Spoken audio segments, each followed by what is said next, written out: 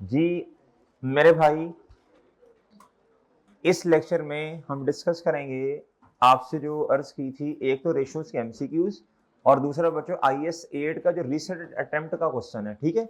और अगर टाइम बच गया तो एक क्वेश्चन हमने प्री बैच वालों को दिया था बच्चों टेस्ट में, वो सेल्फ मेड क्वेश्चन था, वो गवर्नमेंट ग्रांट, शायद पोस्ट बैच में भी टेस्ट में दिया हो, गवर्नमेंट ग्रांट वाला, और उसमें इम्पेयरमेंट भी थी, था इस तरह आपको टेस्ट में आया था शायद इस तरह का क्वेश्चन जी। हुआ तो डिस्कस कर लेंगे, टाइम हुआ तो कर लेंगे। अच्छा जी, दूसरी बात ये डियर नखट्टूस, ये जो प्री बैच वाले हैं भाई, जब आपकी शरद नान ने क्लास रखी थी तो मुझे तो बताओ ना यार कि हैं। अच्छा चलो ठीक है, आज अच्छा अच्छा चले बच्चों, लेकिन भाई पहले ना बताया करो, पहले ना बता दिया करें, ठीक है। कोई क्लास रखी हो, सर ने रखी हो क्लास, तो मुझे बता दिया करें पहले जी। अच्छा चलें, फिर भी अगर फिर भी मैंने क्लास रखी हो और सर बाद में भी रखे ना, मुझे फिर भी बता दिया करो यार जी। वो उस्ताद मेरे मेरे भी तो उस्ताद है ना यार जी। चले नहीं चले, चलो भी चलो इधर, ये अभी आपको इंशाल्लाह टाइम बताते हैं। Prepare the retain earnings column, इधर देखो Guddu, prepare the retain earnings column as would appear in the VL statement of changes in equity for the year ended 31st December 2014 in accordance with the IFRS। ठीक है बच्चों, लें जी, चलो अभी खामोश हो जाओ।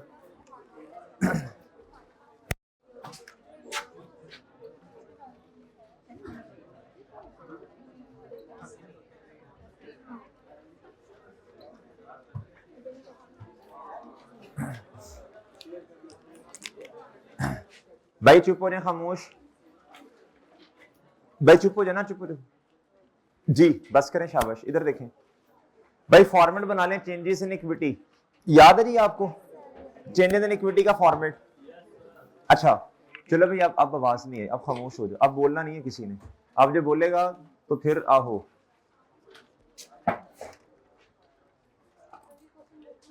नहीं, ये रिसेंट अटेम्प्ट का क्वेश्चन है, ये बुक में नहीं है, ये टेस्ट में आया था।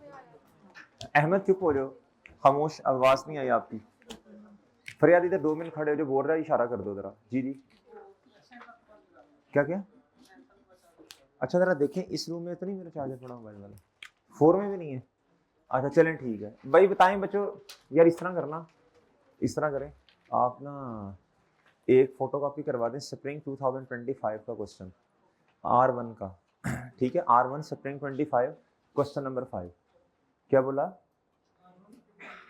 क्वेश्चन नंबर 5, ठीक है। ये अभी तरह फोटो कॉपी करवा दें, 100 करवा दें कॉपी जी। इधर देखें, इधर देखो बच्चों, इधर देखो, VLs क्या नाम क्या है जी? Statement of changes in equity जी, फॉर द 31st 20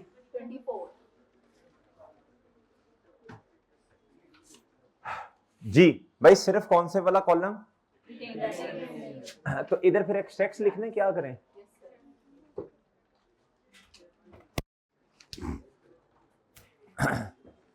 चलो भी, चलो खामोश। अच्छा, और आपको पता है जी, इधर देखें जरा, रिक्वायरमेंट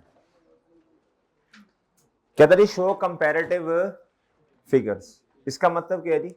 यानी हमारा साल है जी 2024, तो हमें शुरू करना पड़ेगा फर्स्ट एंड 24 के बजाय फर्स्ट एंड 23 जी। भाई ये जो एंड पे बैठे हैं खामोश हो जाए, चुप हो जाओ, बिल्कुल चुप जी। ओपनिंग बैलेंस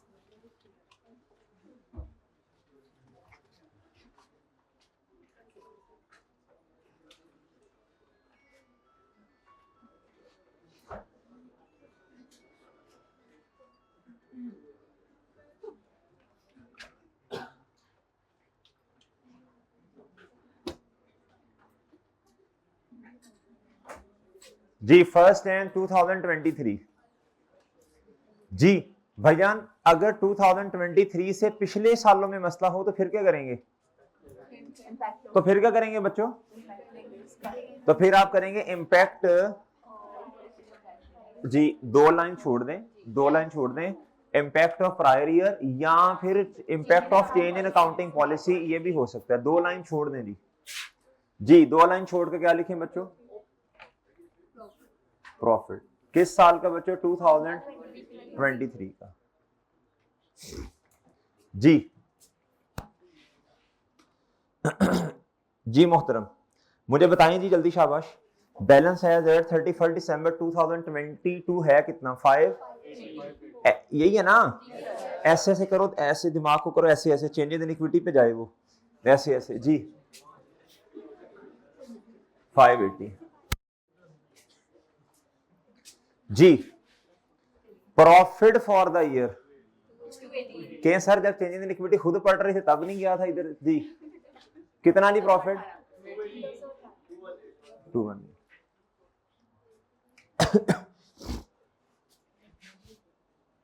जी मेरे मासूम दोस्तों इधर देखो, इधर इधर हमने कहा था, याद है आपको? हमने ये कहा था अगर मेरे भाई प्रॉफिट में मसला है तो उसको ना रीस्टेट कर लेंगे बाद में, पहले दूसरे वाले काम कर लें। दूसरे वाले काम है ही नहीं, सिर्फ एक फाइनल डिविडेंड है। क्या है बच्चों? लेकिन फाइनल डिविडेंड तो एडजस्ट कर सकती है ना?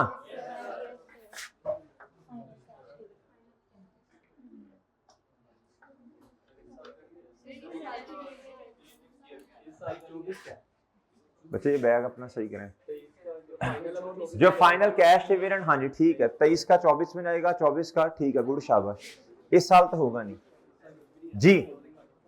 यार ये जो बोल रहे हैं, अब चुप हो जाओ बस, आप चुप। अब सख्ती वाला टाइम शुरू होने लगा है, फिर चुप हो जाओ, अब ना बोलना, मुझे समझाने दें चीजें, अब चुप हो जाए। 6 दफा कह दिया मैंने, अब ना आवाज नहीं आया जी। क्या the following changes have not been incorporated in the draft financial statements of BL. जी अब जरा तसल्ली से बात सुननी है। It was identified inventory items जिसकी कॉस्ट है 28 million have been sold during 23। आपको याद है ना, जब आपको क्लोथिंग स्टॉक का खुद पता चल जाए, फिर आपने पीरियोडिक और परपेचुअल को नहीं देखना बच्चों, फिर आप डायरेक्ट एंट्री करते हैं। अगर स्टॉक ओवर स्टेटेड तो stock credit cost of sale debit, under stated तो stock debit cost of sale. कहता were included it was identified inventory जिसकी कॉस्ट है 28 हैड बीन सोल्ड ड्यूरिंग 23, यानी कंपैरेटिव। कहता were included in the closing inventory, एक चीज बेच दी, क्या हमारे क्लोजिंग स्टॉक में आनी चाहिए? तो ये एरर है ना बच्चों, एरर है। किस साल में एरर है? As at 31 December 2023, VL uses the periodic inventory system। इस बात को तो इग्नोर कर देना आप, तुम्हें स्टॉक का पता चल गया जी। आपके पास 1 से 2 मिनट है, इसका ट्रीटमेंट खुद कर दें। एज्यूम करेंगे पेपर में आ गया, अभी आया था अभी जी। और मेरे भाई जो मेरा गालिब गुमान था ना कि बच्चों ने इसमें क्या गलती की होगी, तकरीबन वही की थी जी। बताएं शाबाश। वो बच्चा, वो तो बिल्कुल ही, क्या उसका नाम है, एक तो वो ना जिसको समझ ही नहीं आई, एक वो बच्चा जिसको समझ आई, एक बच्चा जिसको पूरी बात समझ आई जी। अब देखते हैं आप पहली कैटेगरी में हैं नखड्डियर नखट्टूज में, दूसरी वाली कैटेगरी में हैं, या फिर माशाल्लाह आहो। चलें सोच लें, सोच लें।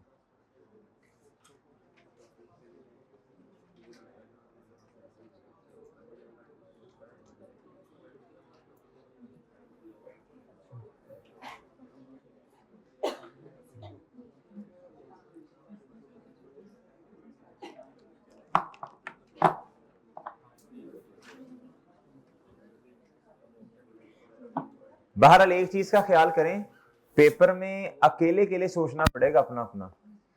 ये तो मशवरा कर रहे हैं ना, असल में ऐसे था तो वो दूसरा कह रहा नहीं नहीं, पेपर में ये गुगली शुगली सारी आपने खुद करनी है जी।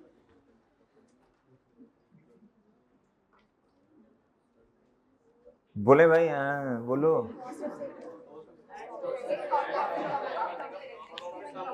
इस साल का क्लोजिंग स्टॉक क्या है, ज्यादा, ओवर स्टेटेड है। क्या कर रहे हैं, एंट्री बता रहे हैं 2023 में। मैं डायरेक्ट रेक्टिफाइंग एंट्री कर रहा हूं, कॉस्ट ऑफ सेल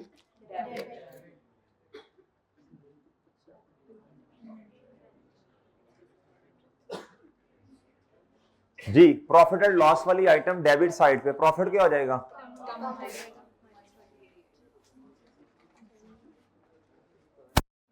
जी बस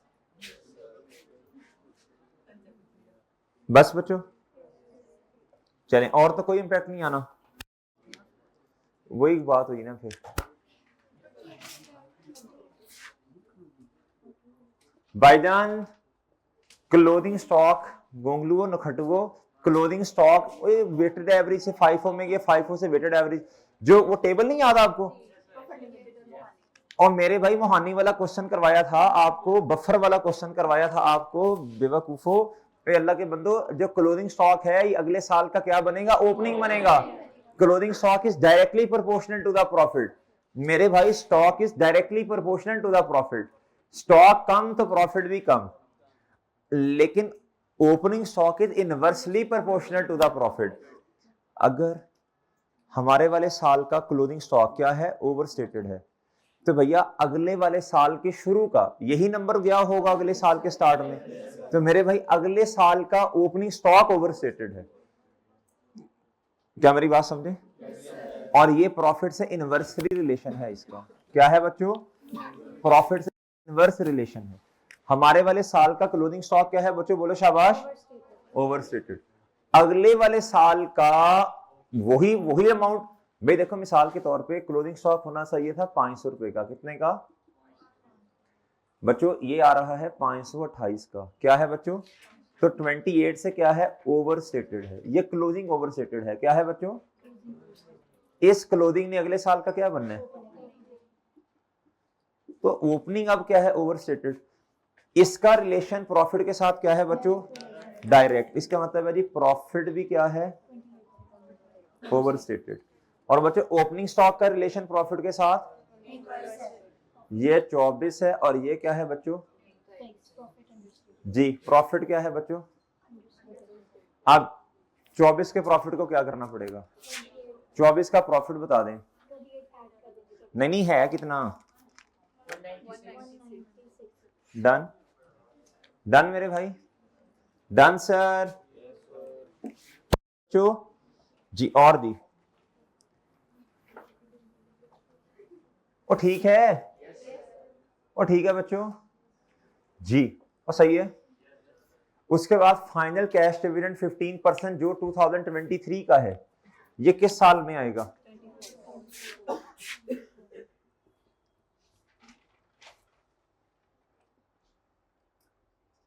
जी 15%। जी बच्चों उसने कुछ नहीं बताया, बस अमाउंट बताई है, तो बताएं जी किस साल में आएगा।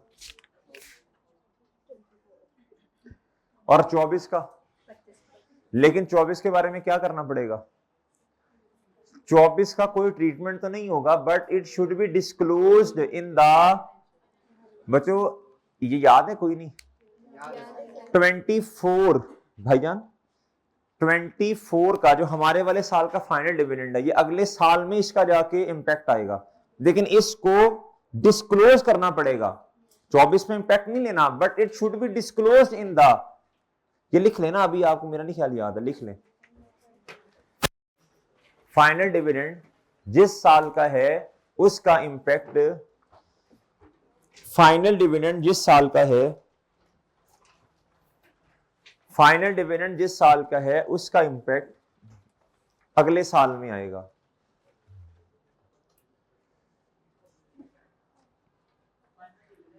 फाइनल डिविडेंड जिस साल का है उसका इंपैक्ट अगले साल में आएगा। और ठीक है जी, ओके भाई।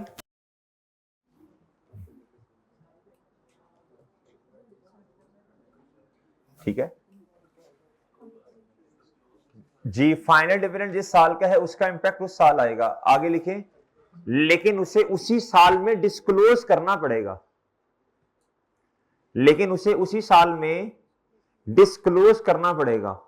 ठीक है बच्चों, लेकिन उसे उसी साल में बोलो डिस्क्लोज करना पड़ेगा। डन डन जी, ओके ओके बच्चों, but it should be disclosed in the financial statements of that particular year in which it was बस छोड़ो, रहने दो, इतनी अंग्रेजी ज्यादा मसला ही ना बन जाए। ये पढ़े दूसरे वाली ट्रांजेक्शन, कहते हैं पेपर मुश्किल होता है फलां, ओ अल्लाह के बंदो ये सारी ट्रांजेक्शन हमने की नहीं हुई जी। It was decided, it was decided बच्चों, measurement basis of investment property from cost model value model to provide relevant and reliable information, ऐसी है बच्चों जी। अच्छा, और मुझे एक दफा मैंने पोस्ट बैच में की क्लास में ये कहा भी था जी कि इस तरह की ट्रांजैक्शंस कई दफा आई हैं, लेकिन स्ट्रेट लाइन मेथड के मुताबिक, रिड्यूसिंग के मुताबिक कभी नहीं आई, वो पिछले अटेम्प्ट में आई हुई है। ये देखें, इसका मतलब हमने कोई ना कोई चीज तो की होगी ना बच्चों पेपर से जाने से पहले, तो भैया ये देखो रिड्यूसिंग के मुताबिक आई हुई है। और बात समझ गए हैं जी। The only investment property owned by VL is a building purchased on 1st April 2021। 21 में क्या हुआ था बच्चे बोलो? अब है क्या ये इन्वेस्टमेंट प्रॉपर्टी? अब ये कॉस्ट मॉडल से कहां जाना है? अब मुझे बताएं कितने काम करने पड़ेंगे? डेप्रिसिएशन का, अच्छा वो ना इस तरह करो, वो ना मेरे भाई वो फॉर्मेट बना लो, 21, 22, 23 और बच्चों क्या 24, दो काम करने हैं, रिवर्सल ऑफ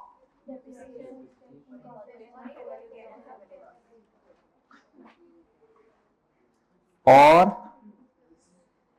फेयर वैल्यू का गेन जी। और बच्चों इधर क्या आ जाएगा, फिर इंपैक्ट ले लेंगे प्रॉफिट पे, क्या ख्याल है? अच्छा, रिवर्सल की वजह से जब डेप्रिसिएशन की रिवर्सल करेंगे तो प्रॉफिट ने बढ़ना ही है, फेयर वैल्यू गेन को ऐड करेंगे काशिफ तो भी प्रॉफिट ने बढ़ना है जी।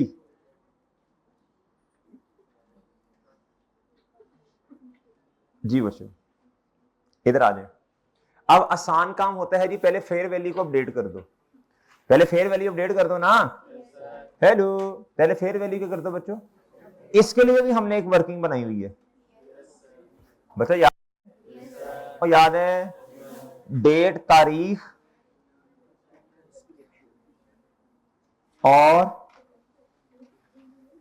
Investment property. ओके बच्चों, सर तारीख बताइएगा जी, 1 अप्रैल नहीं अप्रैल जी, 1 अप्रैल 21 पे कॉस्ट है 750 जी। नहीं लैंड पे फेयर वैल्यू तो आनी है ना, फेयर वैल्यू तो भाई वो कह रहे हैं लैंड, लैंड पे फेयर वैल्यू तो अपडेट होनी है ना यार जी। इधर इधर इधर अब 31 दिसंबर 21 पे जाएं, इसकी फेयर वैल्यू बता दें जी मोहतरम। हेलो, अच्छा आपके पास पेज नहीं समझा, मुझे क्वेश्चन इधर दिखाना पड़ेगा, अभी वो कॉपी करवा के आ रहे हैं, बस ये पढ़ लें इधर से इधर तक। The fair value of investment property 21, 22, 23, 24 कहता 770, एक दफा पढ़ना है बस, 770, 805, 790, 815 हो गया याद जी। नहीं तो बादाम खाएं और साथ दोस्त को भी खिलाएं। 770 बताओ फेयर वैल्यू का गेन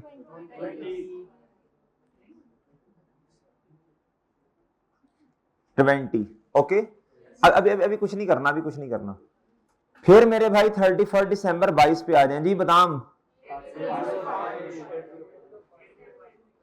जी।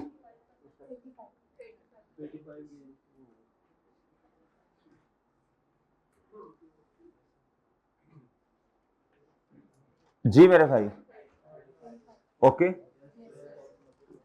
फिर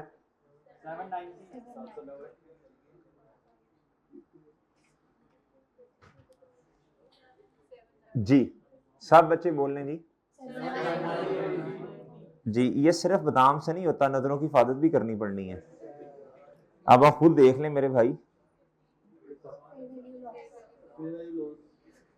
जी।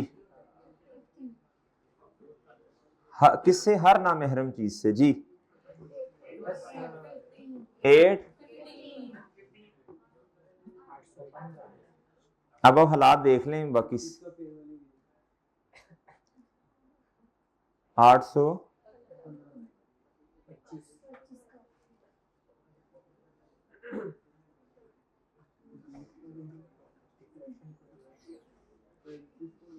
इब्तिसाम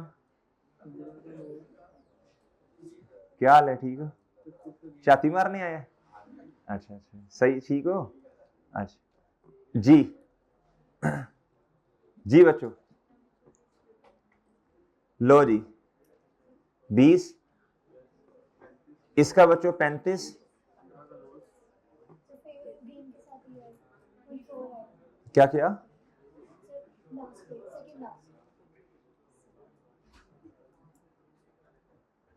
जी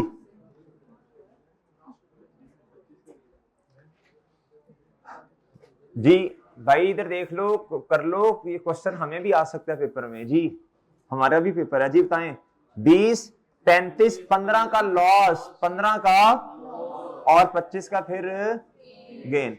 अब रहने दें, इन्होंने फिर मेरी बात नहीं सुननी गौर से, लेकिन बाद में देंगे, बाद में जी। अच्छा चलें डिस्ट्रीब्यूट कर दें, जल्दी जल्दी, रोला नहीं डालना, जल्दी करो। इधर इधर देखो, इधर जी 20, आगे बच्चों 35, 15, ओके ओके बच्चों, ठीक है। हाँ जी बताएं, क्या लेट आए हैं ना आप?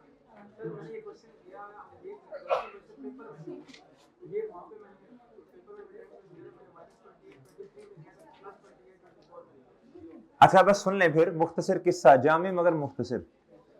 2023 का क्लोथिंग स्टॉक ज्यादा रिकॉर्ड ओवरसेटेड है, तो कॉस्ट से डेबिट और स्टॉक क्रेडिट। कॉस्ट से डेबिट तो प्रॉफिट आपका क्या हो जाएगा, प्रॉफिट एंड लॉस वाली आइटम डेबिट साइड पे, तो प्रॉफिट क्या होगा? बोले शाबाश, कम हो जाएगा जी। रेक्टिफाई नहीं हुआ, जो क्लोथिंग स्टॉक होता है वो अगले का ओपनिंग भी बनता है, जो क्लोथिंग स्टॉक अगले का ओपनिंग भी बनता है, हमेशा याद रखिएगा, जब तक वो खुद ना कह दे कि हमने ओपनिंग में सही लिखा हुआ है जी। मेरे भाई इसको आप कह लें वर्किंग नंबर 1.1 जी जी। अच्छा जी, यार ये जो इधर है भाई, बस करो ना, बस करो यार, इधर देखो, बस कर दो। अभी मैंने जगह चेंज करवा देनी है आपकी जी, खामोश हो जाओ, बस करो यार, बस करो ना करो। कुछ बच्चे पढ़ने की नीयत से भी आते हैं, अपना तो इरादा नहीं है, उनको तो करने दो यार, मेहरबानी करो, वो पढ़ने की नीयत से आए हैं यार, दूर दूर से आते हैं बच्चे जी। वर्किंग नंबर 1.2 डेट, डिस्क्रिप्शन और जी इन्वेस्टमेंट प्रॉपर्टी। ये मेरे भाई क्या है? बोले शाबाश। ये अब आपने डेप्रिसिएशन चार्ज करनी है, पहले चार्ज करें फिर उसको रिवर्स कर देंगे जी। 1 अप्रैल 2021 जी, कॉस्ट कितनी? 700 जी। एक मिनट, 31 दिसंबर 21 मेरे भाई, अब आपने करनी है डेप्रिसिएशन चार्ज। अब जरा क्वेश्चन पढ़ लें एक दफा आके, आप जरा क्वेश्चन पढ़ लें आके, अब आपके पास भी पेज है जी। इधर देखें, कहता 30% of the cost allocated to the land element, कहता डेप्रिसिएशन 5% चार्ज होगी, कहता और हमने ड्राफ्ट फाइनेंशियल स्टेटमेंट में भी, कभी कभी वो माइंड में आता है ना, पता नहीं ड्राफ्ट तो अभी ये तो ऑडिट नहीं हुआ, इसमें पता नहीं इंपैक्ट शामिल है कि नहीं, कहता इसमें भी शामिल है। अब मुझे आपने बताना है जरा फोकस के साथ, इधर देखें 750 मल्टीप्लाई बाय, लैंड वाला एलिमेंट खत्म कर दिया, मल्टीप्लाई बाय, मल्टीप्लाई बाय, ये चीज मेरे अजीज, मल्टीप्लाई बाय 9/12, बताएं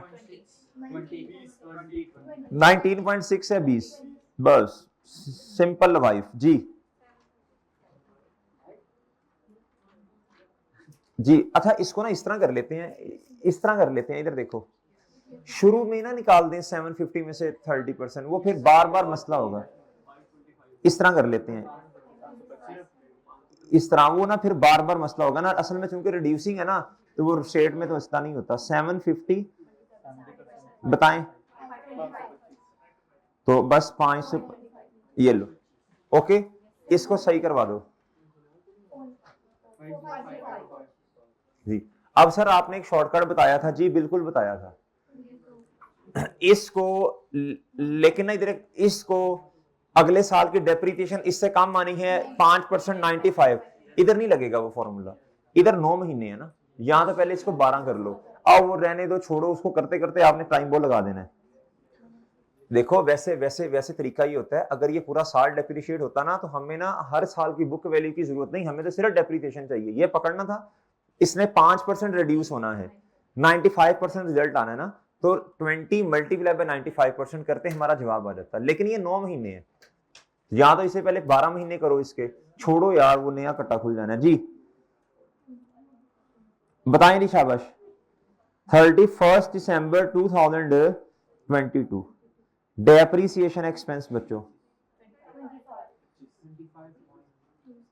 बस ठीक है 25 जी, बस ठीक है, ये करते जाओ। अब हो सकता है वो वाला काम, क्योंकि इधर 9 महीने थे ना, तो अब हो सकता है 25 मल्टीप्लाई बाय 95%, 23 की आती, फिर जो जवाब आता उसे फिर 95% करते। चलो कोई नहीं, खैर है जी। 31 दिसंबर 2023 जी, डेप्रिसिएशन एक्सपेंस,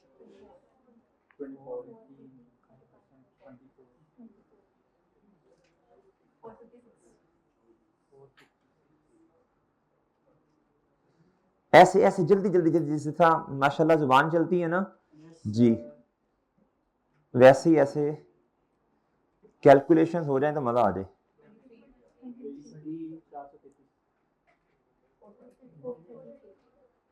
ठीक है जी,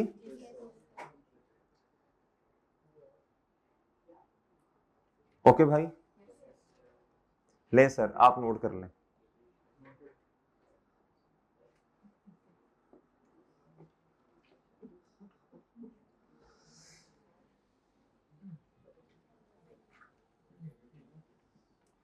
डन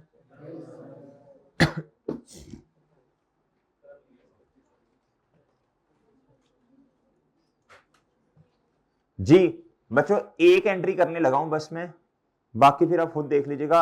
रिवर्सल करनी है ना, अब डेप्रिसिएशन रिवर्स करना है, क्यूमुलेटेड डेप्रिसिएशन 20 से ये, और हर साल ये रिवर्स वाली एंट्री होनी है। डेप्रिसिएशन एक्सपेंस क्रेडिट हो रहा है, प्रॉफिट एंड लॉस वाली आइटम किस साइड पर, तो प्रॉफिट एंड, अच्छा अच्छा एक बात तो बताएं, करेक्शन ऑफ एरर का टॉपिक पढ़ रहे हैं, चलो भाई, उसने कहा ग्रॉस प्रॉफिट पर भी नेट प्रॉफिट पर भी इंपैक्ट बता दो। अच्छा प्रॉफिट तो बढ़ेगा, क्योंकि प्रॉफिट एंड लॉस वाली आइटम क्रेडिट साइड पे है, प्रॉफिट बढ़ेगा। क्या ये ग्रॉस प्रॉफिट से नीचे वाली चीज या ऊपर वाली, तो ग्रॉस प्रॉफिट पर इंपैक्ट नहीं आएगा। बहरहाल बहरहाल छोड़ो इस बात को, इधर देखें, अब देखें नहीं, देखो बच्चों, नजरों की हिफाजत करने वाले सही जवाब देंगे जी, मैं आप ही ना गलत दसना जी। 20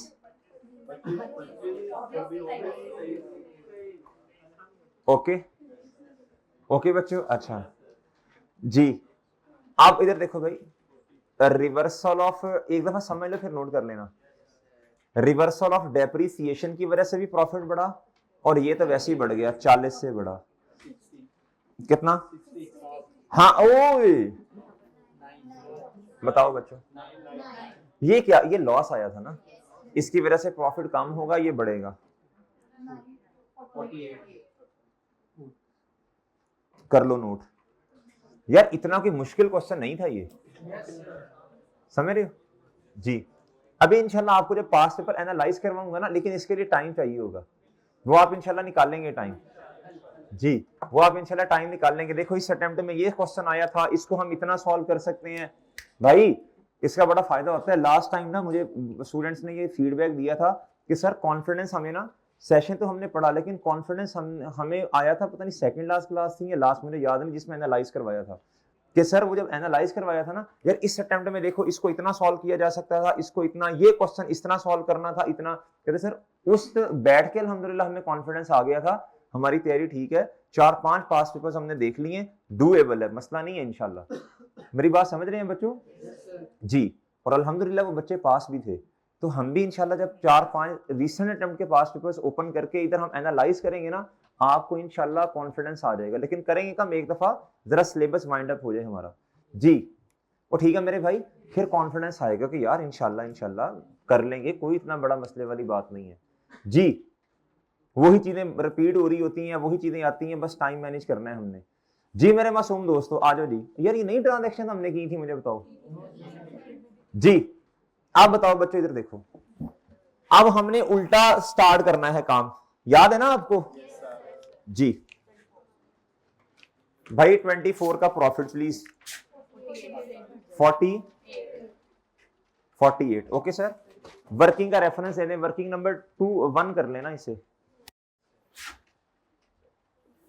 जी 23 का प्रॉफिट, 23 का प्रॉफिट 9 ले सर। जी 22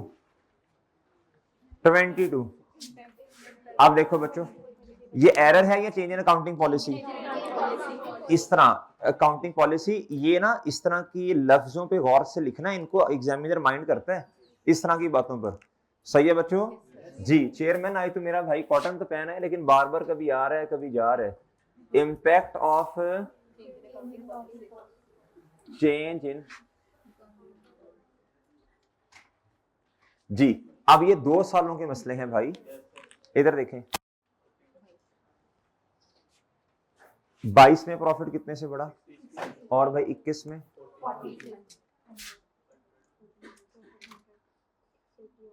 लें सर जी। आप बताएं बच्चों क्या करना पड़ेगा, प्लीज बताएं। अब आपको लिखना पड़ेगा जी,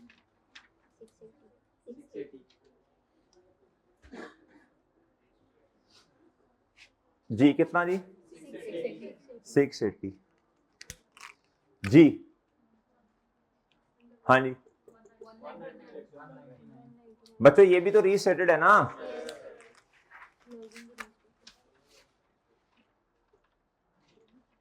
इधर आंडा फाइनल कैश डिविडेंड, आंडा अगर आपने लिखना है 23 तो लिख दें, आगे लिखे इम्पैक्ट ऑन नेक्स्ट ईयर। सही है बच्चों, एग्जामिनर बड़ा खुश होगा वैसे। इम्पैक्ट इन नेक्स्ट, नहीं लिखना तो ना लिखें, कोई मसला नहीं। ले जी 24 का प्रॉफिट बता दें,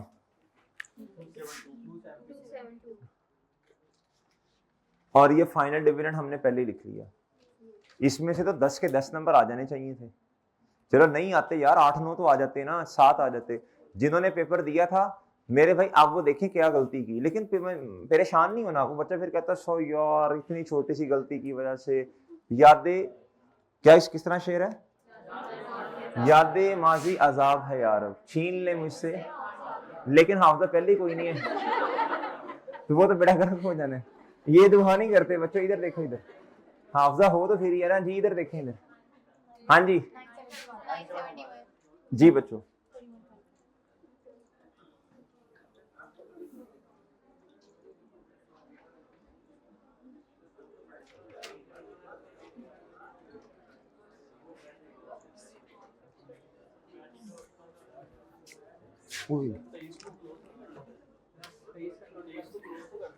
किया नहीं है, अच्छा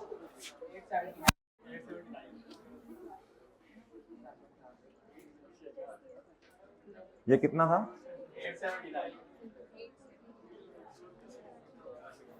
भाई ठीक है, ये क्लोज भी तो करना है ना। हाँ ये वाला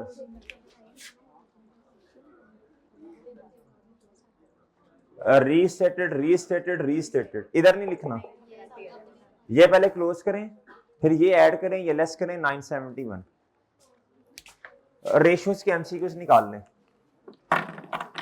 रेशियोज के एमसीक्यूज निकाल लें।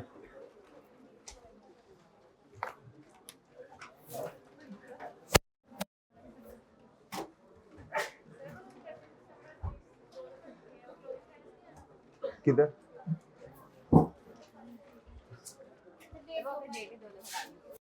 अच्छा 2 दफा हो गए, चले।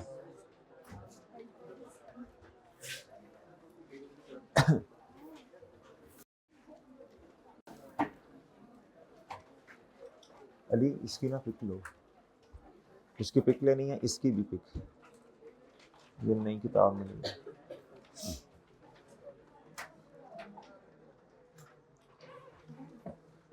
एक मिनट।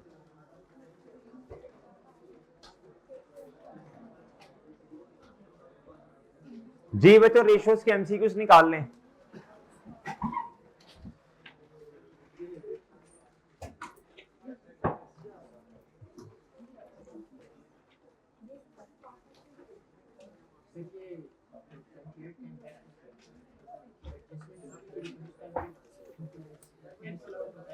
किसका?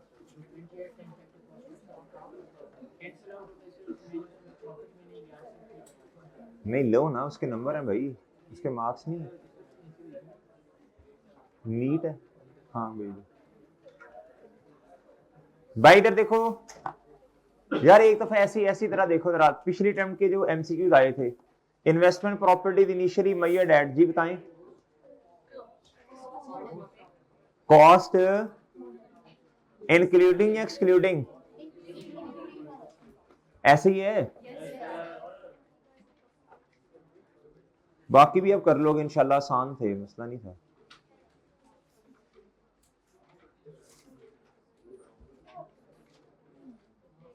ये याद है आपको ये वाला, कैश और कैश इक्विवेलेंट किसे कहते हैं? बताएं क्या जवाब आना चाहिए? ट्रेजरी बिल्स होता है, बैंक ओवरड्राफ्ट भी होता है, प्राइस बॉन्ड्स भी होते हैं, ये कैश फ्लो। ये आपको ना वो एग्जांपल दी थी करने के लिए, एग्जांपल 2 या 3 थी शायद। तो बच्चों इसका जवाब आना है ये, ठीक है जी जी। क्या क्या? ये सारे करें कर लेंगे इंशाल्लाह एमसीक्यूज की जब बारी आई। बहरहाल आ जाए बच्चों रेशियोज के एमसीक्यूज पे।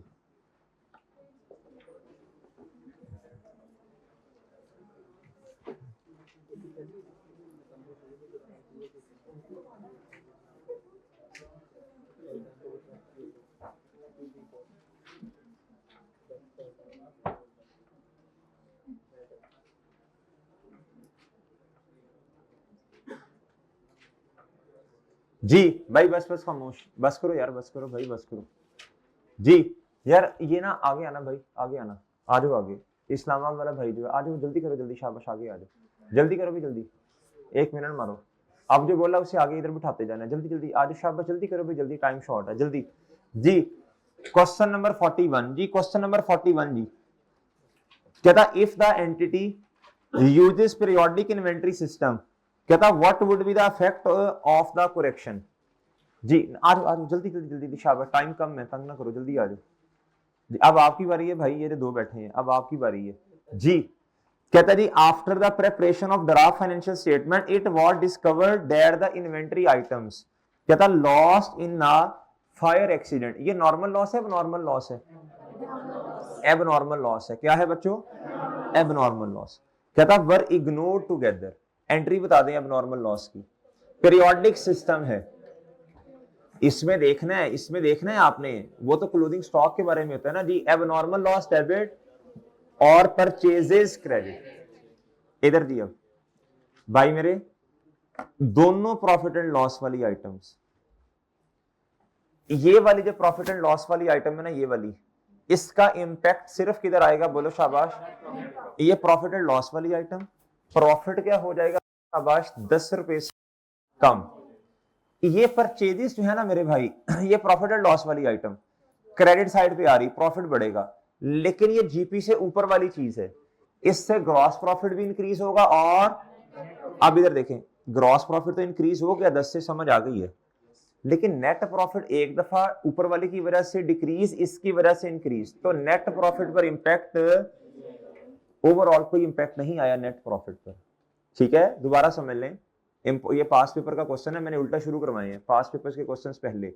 एबनॉर्मल लॉस, बच्चों डेबिट यानी, अच्छा आप ये चाहते हैं ना जरा तसल्ली बख्श काम हो जाए, या ऐसे बस ठीक है, अच्छा यार ये एंट्री या नोट का, ऐसे तो समझ नहीं आएगी ना। और रेशियोज हर दफा ही इंपॉर्टेंट होता है एमसीक्यू पॉइंट ऑफ व्यू से। एबनॉर्मल लॉस डेबिट और परचेजेस क्रेडिट, और इसके एमसीक्यूज टेक्निकल भी होते हैं थोड़े से बाकियों की निस्बत, बाकी तो सीधा सीधा जिसने बातें इस क्लास में गौर से सुनी है वो आराम से कर लेगा। एबनॉर्मल लॉस डेबिट और purchases credit, profit and loss वाली आइटम डेबिट साइड पे, प्रॉफिट क्या होगा कम। और मेरे भाई ये ना ग्रॉस प्रॉफिट से बताओ ऊपर वाली चीज नीचे वाली, हाँ तो नेट प्रॉफिट क्या होगा बोलो शाबाश, सिर्फ नेट प्रॉफिट क्या होगा बच्चे बोलो शाबाश कम होगा।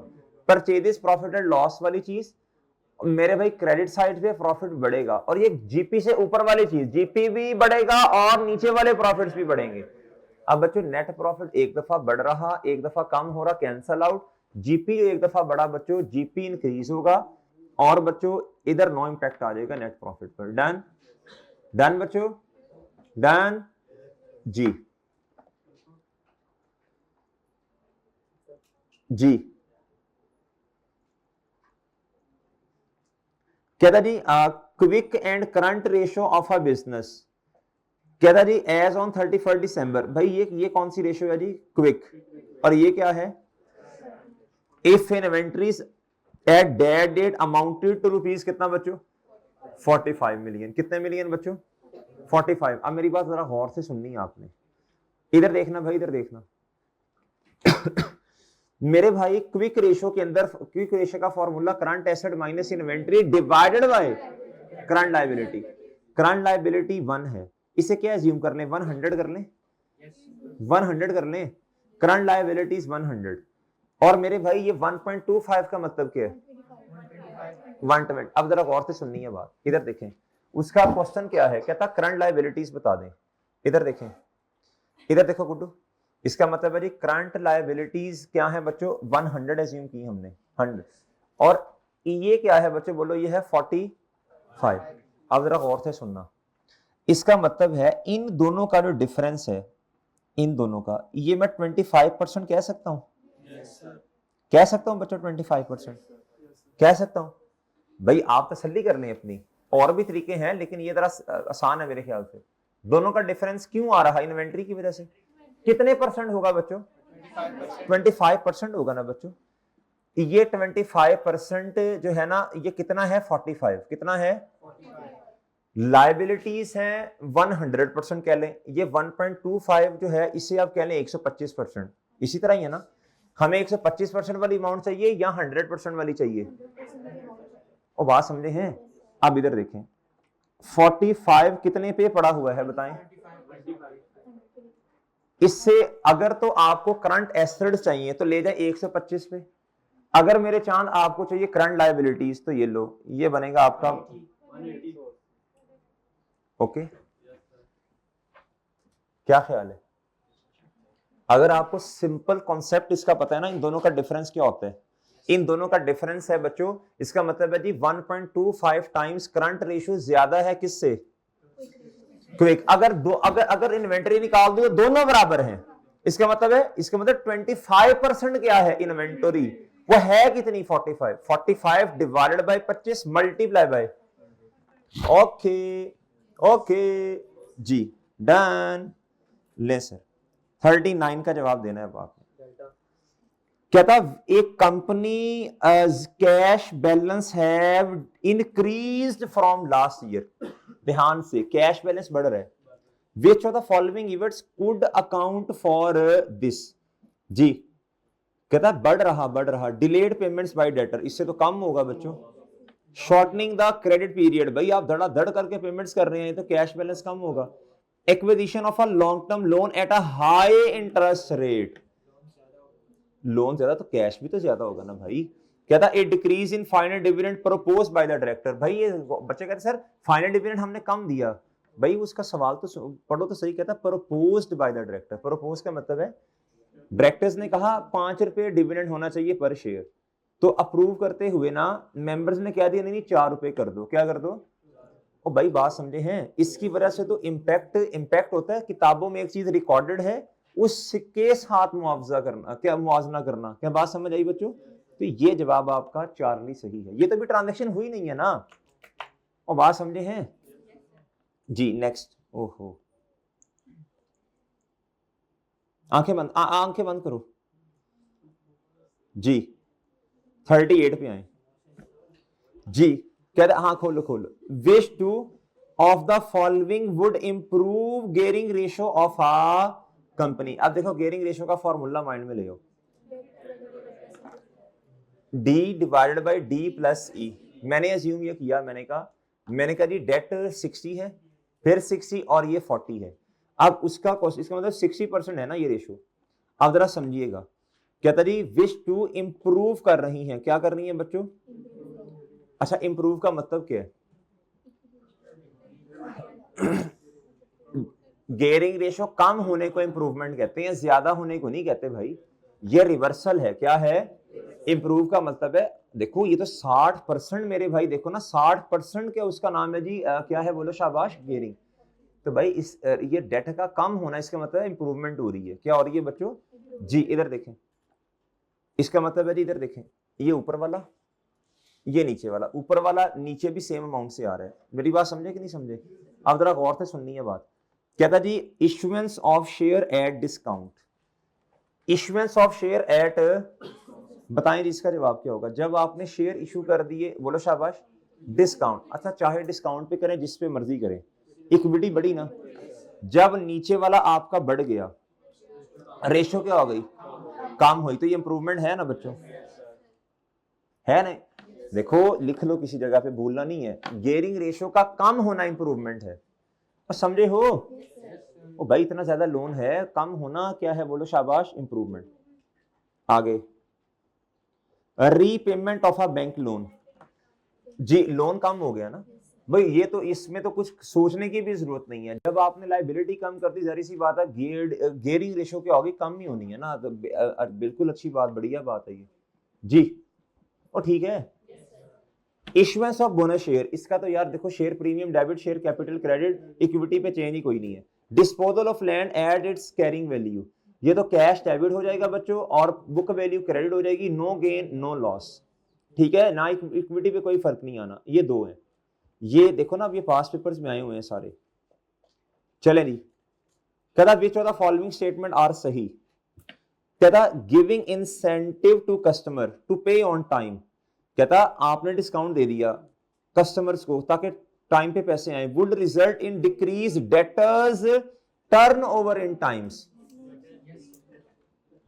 फॉर्मूला देख लें, credit sale divided by average debtors. इधर देखें भाई, इधर देखें, इधर गुड्डू इधर देखना, इधर डेटर्स के बारे में सोचना है आपने। भैया आपने उन्हें क्या दिया, बोलो शाबाश, इंसेंटिव दिया। क्या दिया? उसका सवाल समझें क्या है। उसका सवाल ये है, कहता बताएं डेटर्स के टाइम्स वाली रेशो पे क्या इंपैक्ट आएगा। इधर देखो मेरे भाई, 1000 है और ये है 100, ये कितना आया बच्चों? 10 टाइम्स। अब इधर देखें, ये नीचे वाला जब क्या हो जाएगा? कम, तो रेशो क्या हो जाएगी? क्या होगी बच्चों? बढ़ जाएगी। क्या हो जाएगी बच्चों? इंक्रीज हो जाएगी। इधर देखें क्या कह रहे हैं, कहता डिक्रीज। तो ये गलत नहीं हो गया? आप अमाउंट जितनी मर्जी अज्यूम कर लें यार, बड़ी सिंपल बात है। जब नीचे वाला कम है और नीचे वाला कमजोर भी है, नीचे वाला मेरे चांद क्या है बोलो शाबाश? कम, तो रेशो ने ज्यादा होना है। क्या होना? अब करके देख लें बच्चों, जो सी मर्जी एग्जांपल ले लें आप, 50 का फर्क ऊपर भी डाल लें, नीचे भी डाल लें, जो भी करना है बच्चों, रेशो ने कम ही होना है। और बात समझे बच्चों? जी ज्यादा होना है, sorry. If all debtors pay their debts within the credit period, कहता within the credit period का मतलब है आपने जो कस्टमर को डेज दिए हैं ना, वो है फॉर एग्जांपल 30, सारों ने 30 दिनों में पैसे दे दिए, the average collection period would be nil. है क्या कह रहा है, पागल है ये भाई? एवरेज कलेक्शन पीरियड निल हो सकता है कभी? एवरेज कलेक्शन पीरियड का मतलब है जी, यहाँ 20 दिनों में पैसे ले रहे हैं, या 30 में, 40 में, 50 में, 60। निल का मतलब, निल तो तब होगा बच्चों जब सारी की सारी कैश सेल्स हों। तो ये भी क्या है बच्चों? गलत। तो नन इज ओके सर। ये मजेदार है जरा, ये जरा मजेदार है बच्चों। इधर देखें, क्या था? If the existing current ratio of a company is more than, अच्छा मैं अब आपको एक बात बता दूं बच्चों, वैसे नॉर्मली एग्जामिनर ना बताता होता है कि मैं परपेचुअल के मुताबिक आपसे चीज पूछ रहा हूँ या पीरियोडिक, लेकिन अगर रेशियो के क्वेश्चन में नहीं बताया और लव्स आ गया इन्वेंटरी का, ये हमने करेक्शन ऑफ एरर में भी पढ़ा था, तो फिर अजम्पशन परपेचुअल की है। अगर लव्स आ गया किसका बच्चों, गुड परचेजेस का, तो फिर पीरियोडिक की तरफ जाना है। कहता जी एग्जिस्टिंग करंट रेशियो इतनी है। कहता what would be the impact on off credit purchases of inventory on the current ratio. पहले तो एंट्री बताए ना क्या है, इन्वेंटरी बढ़ गई और क्रेडिटर भी बच्चों क्या हो गया, बढ़ गया। अब जरा गौर से सुननी है बात, रेशियो 1 से क्या है बच्चों, ज्यादा।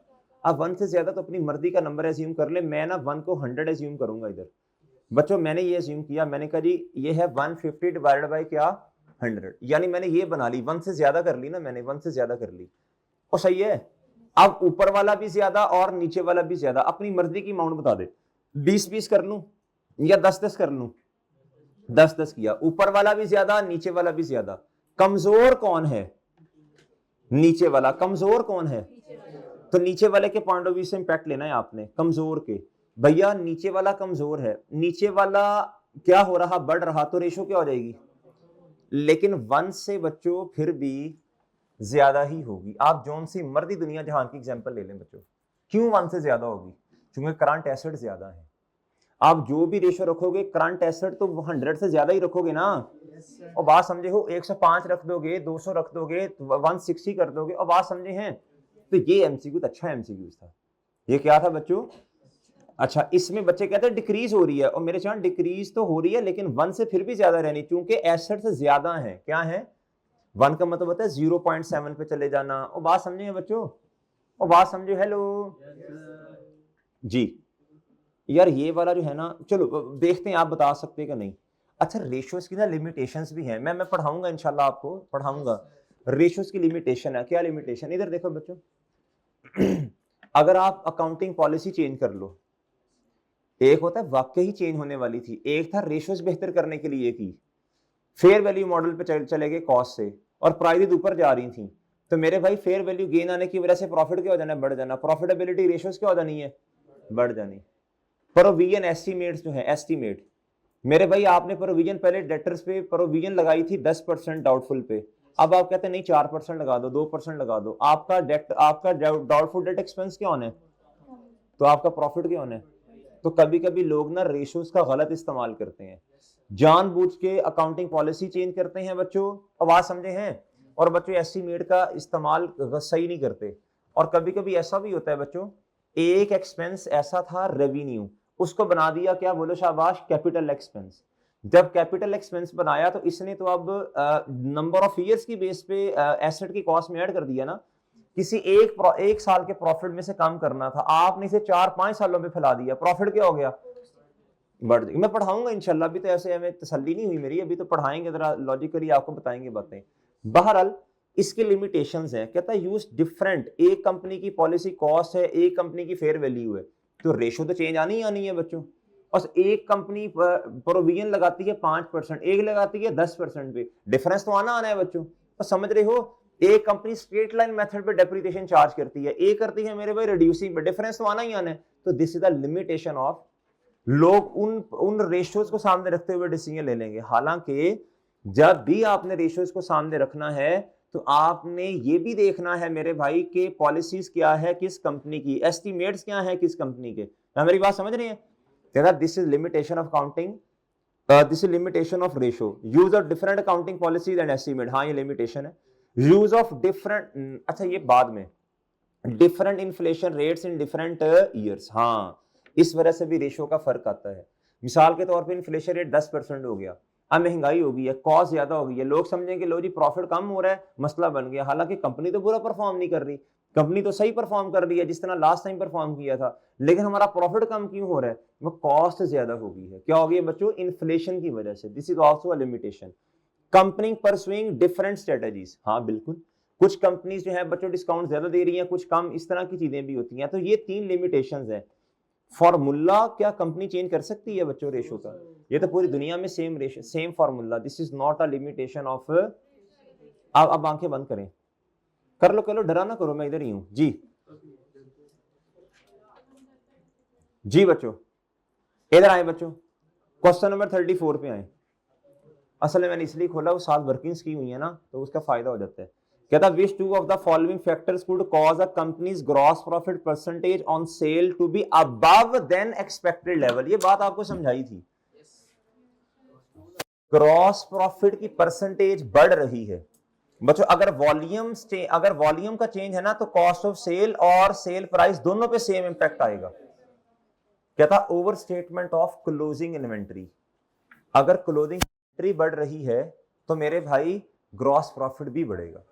ये एक तो ये रीजन है, कहता जी सेल्स वर हायर देन एक्सपेक्टेड। अच्छा, जिधर सेल का लफ्ज आएगा ना, आपने सेल वॉल्यूम समझना है, उसे सेल प्राइस नहीं समझना। इसकी वजह से बच्चों इंपैक्ट इसकी वजह से तो आएगा, इसकी वजह से कॉस्ट ऑफ सेल भी बढ़ेगी ना। इंक्लूजन ऑफ डिस्पोजल प्रोसीड्स, कहता जी जो डिस्पोजल प्रोसीड्स थी ना, कहता जी वो जो अदर इनकम में जानी थी, कहता जी वो जो गेन लॉस जाना था, कहता of non current asset in sale, कहता हमने गलती से उसे सेल में रिकॉर्ड कर दिया। जब आपने गलती से सेल में रिकॉर्ड किया तो मेरे भाई आपका जीपी बढ़ गया। Decrease in carriage borne by the company और goods, carriage borne by the on send to customer, ये तो कैरिज आउट होता है बच्चों, ये तो सेलिंग एक्सपेंस है, जीपी से नीचे आता है, इसकी वजह से कोई फर्क नहीं आएगा। क्या मेरी बात समझ पाए या नहीं? क्या बात समझे हैं? मजेदार एमसीक्यू है रेशियोज के, मजेदार एमसीक्यू है रेशियोज के। जी बच्चों, बाकी चैप्टर्स के एमसीक्यू सीधे साधे से होते हैं, इसमें थोड़ा सा ना दिमाग लगाना पड़ता है। Which of the following would increase gearing ratio? मेरे भाई पहले तो फॉर्मूला देखो, ऊपर वाला बढ़ेगा, ऊपर वाला कमजोर है ना, ये दो मिलके मोटू भाई नहीं हमारे बैठे आज इधर, नहीं दो मिलके नहीं, नाराज नहीं होता, दो मिलके मेरा पुराना स्टूडेंट है, वो नाराज नहीं होते, मैं देख के मजाक करता हूँ बच्चों से। जी ये मेरे भाई इधर देखें, डेट प्लस इक्विटी, मेरे भाई ये दो मिलके और ये अकेला बेचारा, तो कमजोर कौन है? ऊपर वाला। ऊपर वाला बढ़ेगा तो रेशो बढ़ेगी, हाँ मैं मानता हूं ऊपर भी बढ़ेगा नीचे भी बढ़ेगा सेम अमाउंट से, लेकिन ये मोटा तादा, ये मेरे भाई ये कमजोर बेचारा। जी भाई ऊपर वाला बढ़ेगा तो रेशो बढ़ेगी, कम होगा तो कम होगी, नीचे वाला बढ़ेगा तो रेशो कम, ठीक है समझे? जी इधर आओ। कहता issuance of share at premium, issuance of share at premium, जब इक्विटी आपकी बढ़ गई तो रेशो कम होनी है। ये देख लो इधर, ये अजम्पशंस भी हमने ली है। मैंने कहा था यार करंटली जो पीछे एग्जांपल नहीं हमने की थी 60-40 वाली सेम है, इसकी वजह से तो रेशो क्या होगी बच्चों? ये ए एंड अच्छा बी भी इसके साथ ही है। क्या था? Issuance of share at discount, भाई इसकी वजह से भी तो इक्विटी बढ़नी है ना जी, तो रेशो कम होनी है। क्या था जी? इश्यूएंस ऑफ बोनस शेयर्स, अच्छा आप देखिए सेम तकरीबन एमसीक्यूज आया हुआ है, ये भी रिपीट हुआ है जी, इसकी वजह से इंपैक्ट कोई नहीं है। Declaration and payment of cash dividend, declaration और पेमेंट भी तो भाई रिटेन अर्निंग डेबिट, जब रिटेन अर्निंग आपकी डेबिट होगी तो आपकी इक्विटी कम, नीचे वाला कम तो रेशो ज्यादा। जी एलो भाई ये लो जी ज्यादा, ओके सर है ना, मजेदार है ना? हाँ आपने नोट नहीं करना, सिर्फ डेल्टा वाला नोट कर लो ना, नहीं करंट वाला नोट करो, करंट इसका कंपैरिजन डेल्टा से करो, शाबाश। आज आपको टाइम नहीं देखना चाहिए, आज तो आपको ये देखना चाहिए जी 4:15 तक इंशाल्लाह, आगे 4 बजे इस क्लास एसीसी की स्टार्ट होनी है, तो उनको हम 10 मिनट लेट कर लेंगे, ठीक है 4:10-15 तक इंशाल्लाह आप बैठ जाएंगे इंशाल्लाह। जी मेरा रेस्ट नहीं होता बच्चों, रेस्ट इसी तरह ही है हमारा, 6 बजे फ्री होते हैं हम जी। चले नहीं चले, शाबाश जी, चले जल्दी करें, शाबाश चलो अभी चलो जल्दी। मैं तो अब सोच रहा हूँ बंदा 7 बजे इस रूम से निकले ही ना, पानी पुनी भी इधर पिए, 6 बजे तक बंदा बैठा है इधर, लेकिन वो क्लासेस 2 उधर होती है ना उस कैंपस में है, वो इधर ही आएंगे वो इधर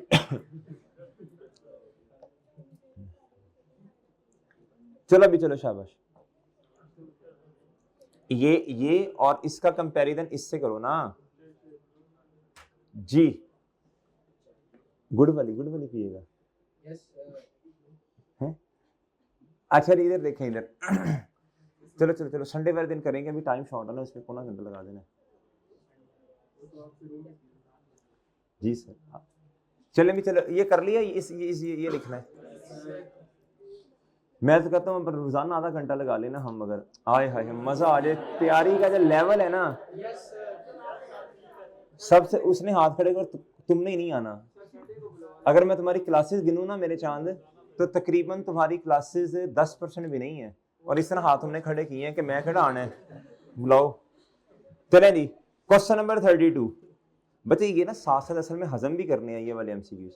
Which of the following company is most likely to face यार देखें मेरी बात सुने कि कौन सी कंपनी ऐसी है बच्चों जो कैश फ्लोज के इशू फेस कर सकती है। इधर देखें, इधर लिखा हुआ है ए लॉस मेकिंग गवर्नमेंट ऑर्गेनाइजेशन। इनको कैश का क्या मसला, लोगों के टैक्स का पैसा है, गवर्नमेंट चला रही है बच्चों, आपके सामने इदारे हैं जी, आप देख लें, उनको कैश फ्लोज के मसले कोई नहीं है मेरे चांद। ये तो बड़ा टिक लगाएं इसको, कैश फ्लो का क्या मसला है। आपसे टैक्स सर क्या उसका नाम है वो इनडायरेक्ट टैक्स और सेल टैक्स बढ़ाते जाना, मसला ही नहीं, इनको कोई मसला नहीं है सर, बेफिक्र नहीं जी। एक company which had recently sold part of its operations so to concentrate on its core। यार अगर ना इन्होंने अपने कोर एरियाज पे जो इनकी क्या उसका नाम है लेगेसी है उस पे फोकस करना शुरू कर दिया, ये तो तबाह कुन, ये तो इंडस्ट्री में बहुत आगे चले जाएंगे, इनको कैश फ्लोज के प्रॉब्लम नहीं आते। ए रीजनेबली प्रॉफिटेबल, कहता प्रॉफिट्स आर रीजनेबल प्रॉफिट्स हैं, and long establish company with no expansion plan, जिसका एक्सपेंशन प्लान ही कोई नहीं है आगे बढ़ने का, वो कहते हैं स्टेबल है यार, बस ठीक है इतना की प्रॉफिट चाहिए, इनको कैश फ्लो के प्रॉब्लम नहीं आएंगे। ए प्रॉफिटेबल रिटेलर, कहता है प्रॉफिटेबल, अबाउट टू एम्बार्क, कहता जज्बाती हो गया, ऑन एम्बिशियस एक्सपेंशन प्लान, कहता जी इतने भी दुकान खोलेंगे उन, कहता जी ये भी कर देंगे डीएचए में भी, इधर भी मॉडल टाउन में भी, कहता भाई आराम से सब्र करो, तसल्ली से काम करो, कहता ये तुम्हें ना कैश फ्लोज के इश्यूज आएंगे भाई, तसल्ली से पहले ना जरा स्टेबल, समझ रहे बात जी।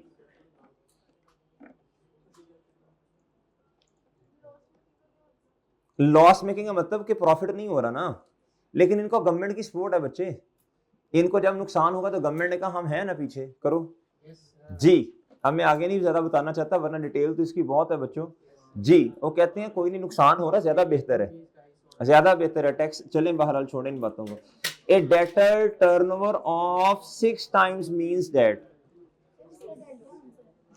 किसका, हाँ तो मैंने भी वही लगाया है जी।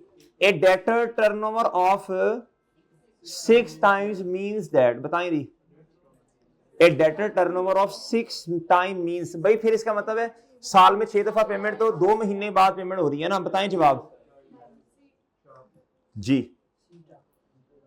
कहता जी रात लिमिटेड है द करंट रेशियो ऑफ 1.8, इसका मतलब क्या जी बताएं, इसका मतलब है current assets are 1.8 times higher ना, the ratio will increase if, कहता जी नाइट लिमिटेड। अच्छा मुझे बताएं, current asset divide by current liability, ऊपर वाला बढ़ेगा रेशियो बढ़ेगी, नीचे वाला कम होगा तो रेशियो बढ़ेगी। अब जरा इधर तसल्ली से, अब मैंने ना इधर एग्जांपल ली, मैंने कहा जी 180 डिवाइड, अच्छा आपने भी एक ही असूल रखना है, जिधर डेट टू इक्विटी रेशियो आती है मैंने 60-40 वाली रेशियो रखी हुई है ना, इससे नहीं हिलना मैंने भाई, आपने भी नहीं हिलना इंशाल्लाह, ठीक है भाई। इधर हमने 1 को क्या अज्यूम किया हुआ है 100, ये चीजें ना सोच के जाया करें पेपर में, उधर आप अपनी मर्जी से 500 करेंगे फिर आपको ये समझ नहीं आनी 1.8 किधर है, वो कैलकुलेटर पे नजर नहीं आना, 1 पॉइंट भी नजर नहीं आता होता, तो बस ये आ गया मेरे भाई 1.8 का मतलब। आगे आए भाई, कहता जी receive cash in respect of a short term loan, बच्चों बोलो receive cash in respect of a short term loan, जी बताएं जी। कैश बढ़ गया बच्चों, और अच्छा वो इंक्रीज की बात कर रहा है, इंक्रीज की, कैश बढ़ गया और लायबिलिटी भी कम नहीं हुई, बढ़ गई है बच्चों जी। तो मेरे भाई ये रेशो कम होगी ना, ये रेशो क्या होगी, ये देख लें आपके सामने एग्जांपल है, मैंने 20 से दोनों बढ़ा दिए, रेशो क्या हो गई है, सिंपल है बच्चों, नीचे वाला बढ़ रहा तो रेशो कम नहीं होनी है ना जी। Receive cash from an existing receivable, cash debit receivable credit, इसका तो इंपैक्ट ही कोई नहीं है, ये तो करंट एसेट्स चेंज ही नहीं हुए।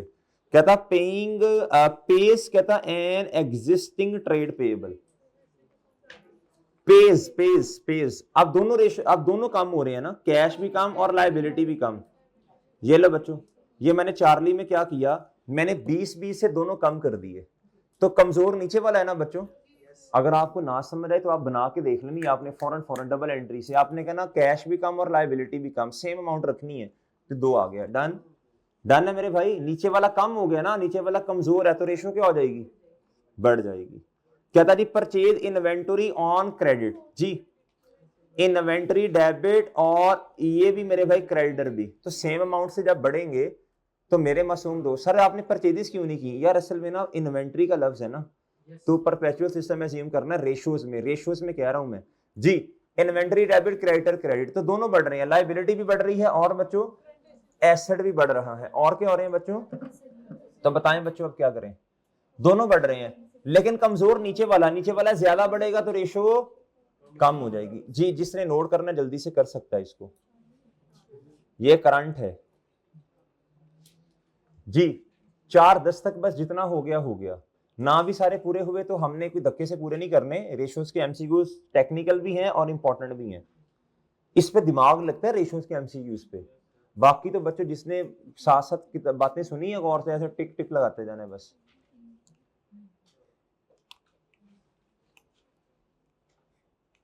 जी भाई तो ठीक है, ऑनलाइन वाले पता क्या कह रहे होंगे आज, एमसीक्यू ही है ना, ये कौन सा लेक्चर है, ये तो मसला ही कोई नहीं है, हालांकि उनको नहीं पता बच्चों के चीजें इंपॉर्टेंट होती हैं, एक क्लास भी नहीं छोड़नी, एक क्लास भी नहीं छोड़नी आपने, सिंगल क्लास भी नहीं छोड़नी जी। जी मेरे भाई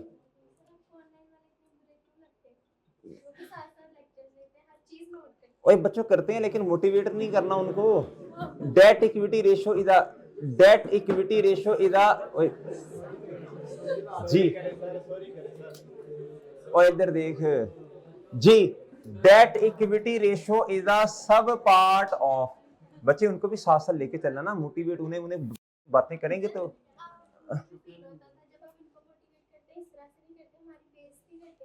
चले कोई नहीं, वो अच्छी बात है, कोई मसला नहीं है, date equity ratio is a sub part of, बच्चों मैंने ना डेटा निकलवाया पिछली से पिछली अटेम्प्ट की बात है, ऑनलाइन के स्टूडेंट्स का, आप सुन लें, ऑनलाइन के स्टूडेंट का जब डेटा निकलवाया, सुन लो ना सुन लो, प्री बैर के स्टूडेंट्स ने, अब मैं आपको क्या बताऊं, पता कितने परसेंट बच्चों ने पूरे लेक्चर सुने थे, 28% बच्चों ने, समझे। उसके बाद बच्चों जो पोस्ट बैच के स्टूडेंट्स हैं उन्होंने थोड़ा ज्यादा रेशो थी, इसलिए बच्चों साथ साथ ना फिर उन्हें कहना होता है भाई इस तरह करो, भाई इस तरह करो, भाई इस तरह करो जी, चले बहरहाल कोई मसला नहीं है, छोड़े इस बात को जी। डेट इक्विटी रेशो इधर सब पार्ट, अच्छा बस बस छोड़ दो ना इस बात को, इधर देखें, इधर जल्दी से बताएं बच्चों, ये जवाब बताएं, debt equity ratio is a sub part of long term solvency ratio जी। कहता जी डिटरमाइन इन्वेंट, ये आपने खुद निकालनी है जी, जल्दी करें, जल्दी जल्दी करें, शाबाश जल्दी करने, शाबाश आपने निकालनी है रेशो, इन्वेंटरी टर्न पे पहले तो फॉर्मूला बताओ ना,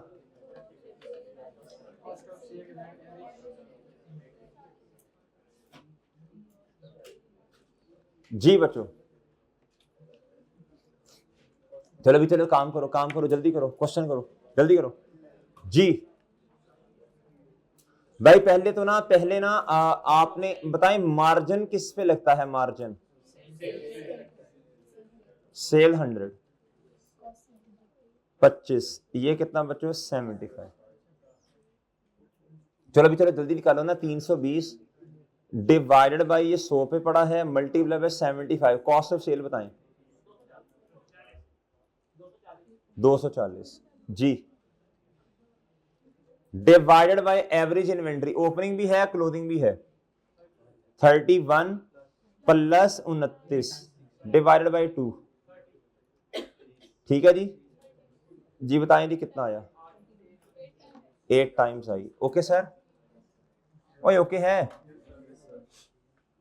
डन है बच्चों, ऑनलाइन वालों जी जी 20 जल्दी जल्दी टाइम शॉर्ट है, 27 जल्दी जल्दी जल्दी 27 जी बच्चों जी। अगर मैं कुछ भी ना कहूं ऑनलाइन वालों को, वो किस तरह मेरे साथ एंगेज रहेंगे बच्चों, विच of the following is not included, जल्दी बताएं यार, ये तो आसान है, ये मुझे बताने की जरूरत नहीं है, what is the impact of collection of debtors on the current ratio जी, जल्दी बताओ बच्चों, जल्दी बताओ, शाबाश जी। ओ भाई इसका जवाब दो, इसका जवाब चाचू ने नहीं देना, इसका जवाब दो। What is the impact of collection of debtor? Debtor ये देखो, ये एंट्री होगी कैश डेबिट रिसीवेबल। भाई इसका ना लायबिलिटीज पे तो इंपैक्ट नहीं है, इधर भी कोई इंपैक्ट नहीं है, तो नो इंपैक्ट, डन जी। इसका जवाब बता दें बच्चों 25 वाले का। The debtor turnover ratio 12 times जी। 1/12 of the debtor will turn out to bad debt. सुभान अल्लाह अशके जी। Debtors are about 12 times as big. ये कहां से आ गया भाई, वो कहानी है बस सुने चलो। Every debtor takes about 1 month to pay. हाँ चलो अब आंखें बंद करो बच्चों जी।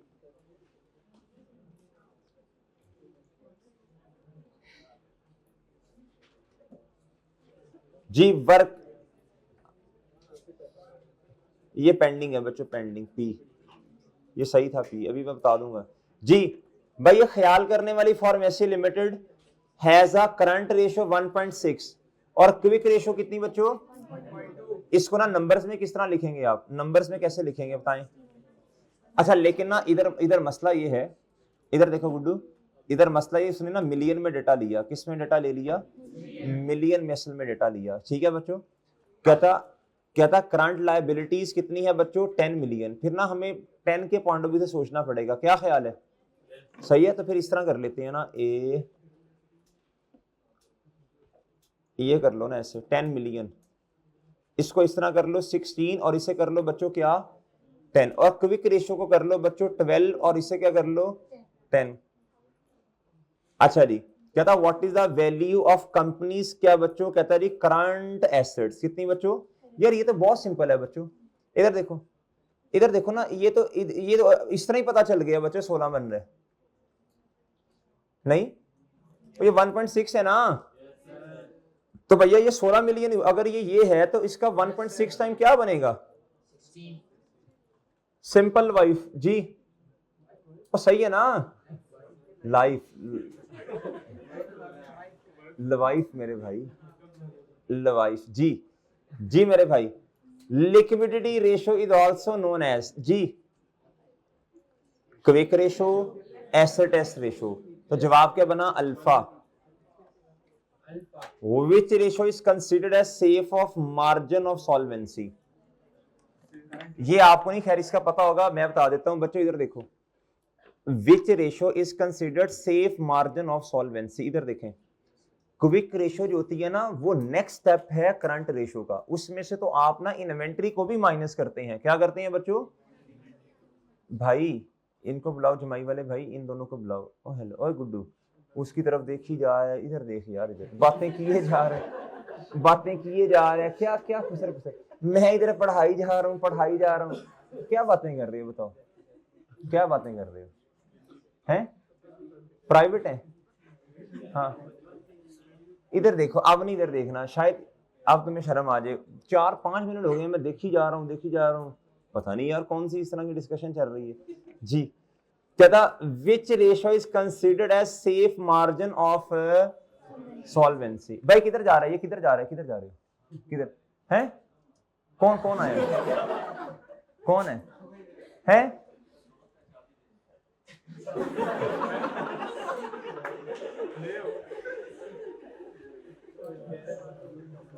भाई जल्दी वापस आना, जल्दी चाबी दे के जल्दी वापस आओ जी। नहीं वापस आएगा, इसका बैग मैंने इधर रख लेना है। विच रेशियो इज कंसिडर्ड सेफ, बच्चों इसको ना क्रैम कर लेना, इसको ना क्रैम करना पड़ेगा। सेफ मार्जिन कहते हैं करंट रेशियो को। भाई इससे भी नेक्स्ट स्टेप है क्विक रेशियो, वो तो फिर बहुत ही ज्यादा हो जाएगा ना, तो बस सेफ मार्जिन करंट रेशियो इसको याद कर लेना। हाँ ये आएगा ना मजा। गेयरिंग रेशियो बच्चों आपने बतानी है, ये मैं रेस कर रहा हूं सारा, चलें भी बताओ, शाबाश आपने बताना, मैंने नहीं बताना, जल्दी बताओ जल्दी, शाबाश।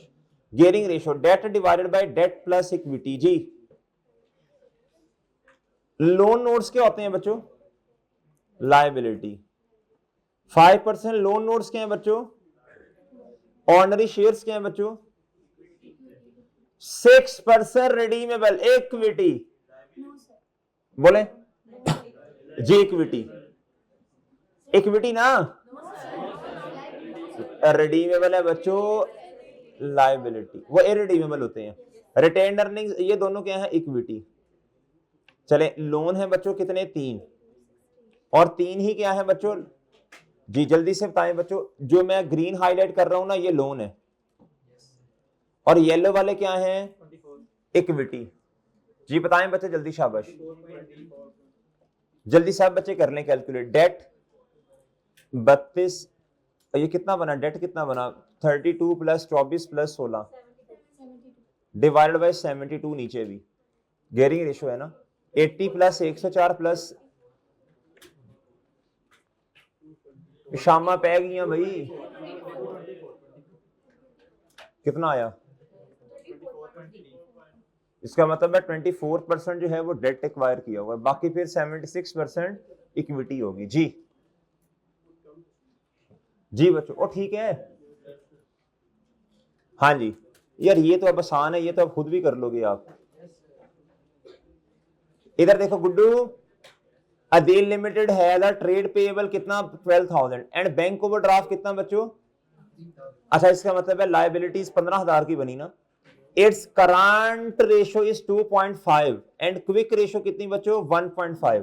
कहता what is the value of inventory. अब मेरी बात सुन लेना, ये वन हमने क्या वन किसे, वन क्या है बच्चों, लायबिलिटी है कितनी 15,000, है कितनी बच्चों 15,000। अब इधर बात सुनो, ये तो लायबिलिटी होगी, तो भाई ये ना इधर सुनो, और अगर लायबिलिटी 1 है तो ये 15,000 है, तो भैया करंट एसेट इसके कितने टाइम्स हैं, कितना बना 37,500, 37,500 के क्या है करंट एसेट, और करंट लायबिलिटी कितनी है बच्चों, बोलो शाबाश। अच्छा अब जरा सुनिए बात गौर से, मेरे मासूम दोस्त इधर आ जाओ, जरा इधर इधर आओ गुड्डू, इधर आओ गुड्डू, इधर आओ ना, इधर देखें, ये देखो ये बना 37,500, ये आगे आपके पास करंट एसेट, ये करंट लायबिलिटीज, मेरे भाई करंट लायबिलिटीज इतनी रही ना, और मेरे भाई इधर देखो ये है जी 1 पॉइंट, क्विक रेशो है 1.5 टाइम, यानी ये आया 22,500, कितना आ गया, आप 22,500 और 37,500 का डिफरेंस लो, वो आपकी है इन्वेंटरी। अच्छा इसमें भी वैसे नोटिंग की जरूरत नहीं है, अगर मैं आपको टेक्निकली बात बताऊं तो इधर देखो, क्यों नहीं है, इधर देखो गुड्डू, इन दोनों का डिफरेंस देखो कितना है, इधर देखो गुड्डू, 1 का, और 1 कितना है 15,000 रुपया, कोई मसला ही नहीं है, ये इसको चलाओ, इस खोपड़ी को चलाओ, ये 2.5 है और ये 1.5 है, 2.5 माइनस 1.51 ये है इन्वेंट्री का हिस्सा। छाछूनी भाई देखो ना, ये आपको पहले फॉर्मूला से प्रूव करवाया, आप थोड़ी कॉमन सेंस लगाओ बच्चों, थोड़ा सोचा करो ना चीजों को, ये किसका डिफरेंस है मेरे भाई, ये इन्वेंट्री है आपकी, और 1 किसके बराबर है, ये दोनों को ये देखो, दो ही लायबिलिटी थे बच्चों 15,000 की, तो बात समझ गए हो, लायबिलिटीज 15,000 रुपए की है ना, तो इसका यही मतलब है ना, इसका यही मतलब है ना, ये 1 का मतलब 15,000, लायबिलिटीज नीचे 15,000 की, और इन्वेंट्री का डिफरेंस भी बच्चों 15,000 रुपए के, मतलब 1 का है तो 1 किसके बराबर है 15,000, और समझ गए हो। पेपर में बच्चे कहते ये बड़ा ही मुश्किल थे, आप यकीन करें इनके लिए तो फॉर्मूला भी नहीं लगाने, ये खोपड़ी चलानी है बस आपने, बस दुआ अल्लाह से करें ये चलती रहे। जी आओ बच्चों इधर भाई मेरे इधर देखो, पेंडिंग इसमें करना तो नहीं चाहिए, आसान है वैसे ये, चलो ये फिर कर लेंगे, इसमें 2-3 मिनट लगने हैं, वैसे आसान है मुश्किल नहीं है, आप होमवर्क में ट्राई करना, मैं हल्का सा समझा देता हूँ बच्चों। इधर देखो, इधर इसमें ना आपने ना इन्वेंट्री टर्नओवर, ये है inventory turnover 10 times cost of sale divided by, मेरे मासूम दोस्तों बताओ कितना, cost of sale divided by कितना बच्चों, बोलो शाबाश। यार ये देखो ना ये 30% है, ये कितना है बच्चों, ओपनिंग इन्वेंट्री भी है, क्लोजिंग इन्वेंट्री भी आपके पास है, ये 10 है 10, और एवरेज इन्वेंट्री आप खुद निकाल लोगे, ये देखो यार, ये देखो ये कॉस्ट ऑफ सेल है, एवरेज इन्वेंट्री, इधर देखो ये टाइम्स है, तो इससे आप कॉस्ट ऑफ सेल निकाल लोगे बच्चों, इससे आप कॉस्ट ऑफ सेल निकाल लोगे। अब कॉस्ट ऑफ सेल देखो इधर कितनी है, कहता जी कॉस्ट ग्रॉस मार्जिन है 30%, इसका मतलब है जी मार्जिन 30%, मेरे भाई मार्जिन सेल पे लगता है, सेल 100% और कॉस्ट 70%। इस इक्वेशन की मदद से आपने ये निकालना था, ये इसको नोट कर लो या पिक ले लो ना, पिक ले लो, चलो नोट कर लो क्योंकि आपने टाइम जानबूझ के लगाना है, कर लो नोट, कर लो, कर लो नोट जी।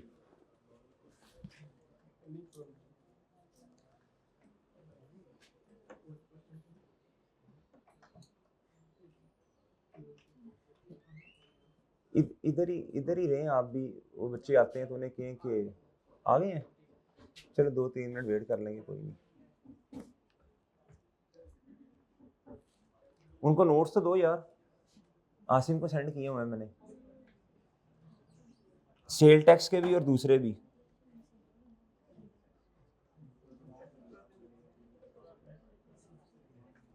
नहीं टैक्स पढ़ाता हूँ, वो उसमें एफएफए में है ना, सेल टैक्स।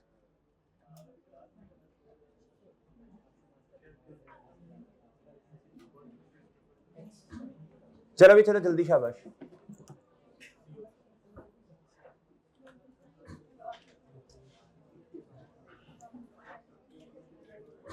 अस्सलाम वालेकुम यार, आसिम उन बच्चों को एसएससी वालों को नोट्स देने हैं, सेल टैक्स के भी और बीआरएस के भी।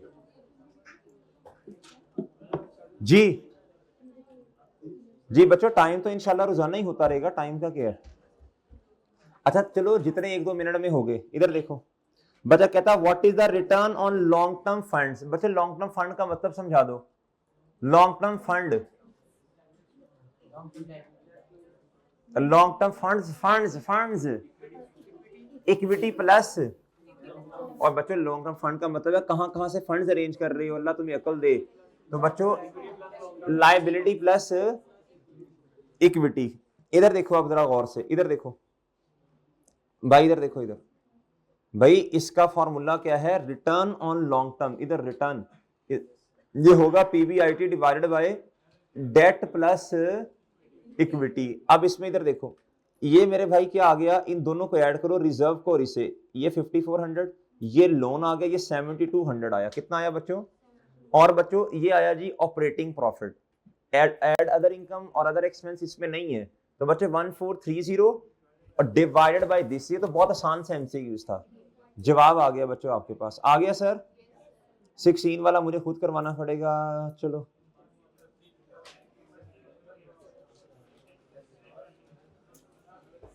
कहां तक हो गया, इधर रुक जाओ ना एक मिनट, मुझे बताते जाओ।